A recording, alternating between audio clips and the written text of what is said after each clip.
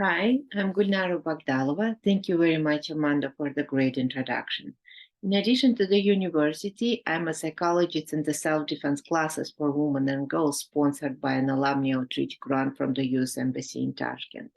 It is a teamwork, and I would like to express my sincere gratitude for the support to all people mentioned on the slide: Elvia, Utkir, Anastasia, Donald, Amanda, Ekaterina, Gilani. The women and girls in this program gave me insight into the real life problems facing women in patriarchal society. In the Uzbekistan culture, men who have the power in family and society routinely violate the woman and their rights, even where the law supports women. Discrimination and repression significantly impact the well being and mental health of women. Woman very often is alone fighting the traditions. Her husband, parents, siblings, neighbors, police, and the courts are against her.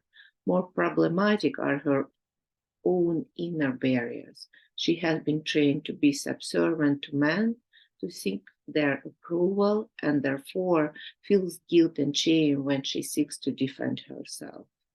So there are external and internal barriers to the realization of women's rights to equality, respect, dignity, autonomy, and mental health.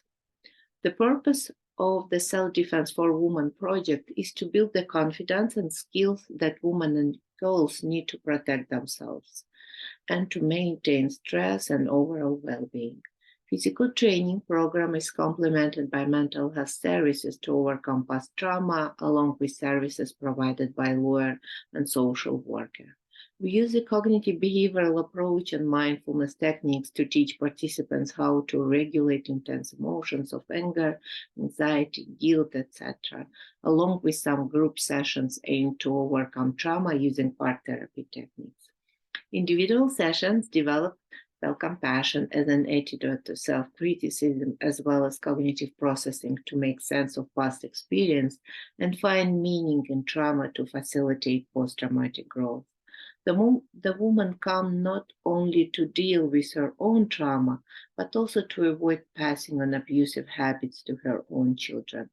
Psychological treatment to overcome their trauma and other symptoms of oppression is important to prevent the transmission of abuse to the next generation.